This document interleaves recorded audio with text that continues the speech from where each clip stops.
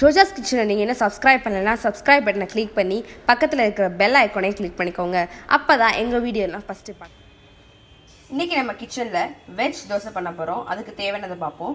கேரட்டை கொஞ்சம் துருவி வச்சுருக்கேன், தக்காளி ஒன்று கட் பண்ணி வச்சுருக்கேன், கொஞ்சம் குட்டி குட்டியாக கட் பண்ணிக்கோங்க. பெரிய வெங்காயத்தையும் குட்டி குட்டியாக கட் பண்ணிக்கோங்க, கொஞ்சம் கொத்தமல்லி, குடமிளகா. எப்படி செய்யலாம் பார்க்கலாம் வாங்க. தோசை கலர்லாம் காய வச்சுக்கோங்க.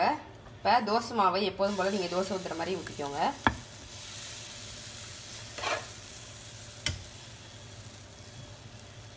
எப்போதும் எப்படி தோசை ஊற்றிங்களோ அதே மாதிரி ஊற்றிக்கோங்க.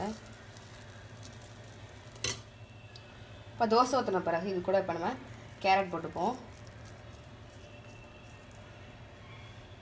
எல்லாத்தையும் போடணும் அவசியம் இல்லை, ஏன்னா நம்ம ஒரு 3 தோசை ஊற்றலாம். நம்ம வெட்டி வச்சுருந்த காய்கறிக்கு கொஞ்சம் கொஞ்சம் போட்டால் போதும்,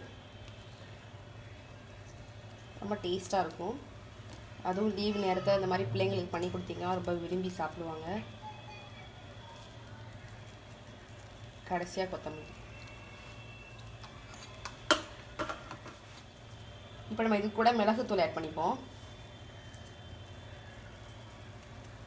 கரம் மசாலா தூள் ஆட் பண்ணிப்போம் கொஞ்சமாக.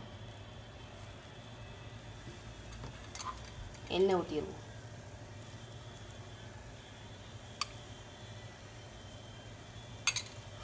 மூடி வச்சுருக்கோம் நம்ம.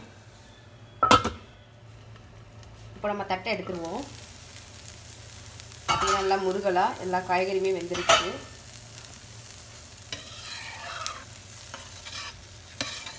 முருகலாகவும் இருக்குது.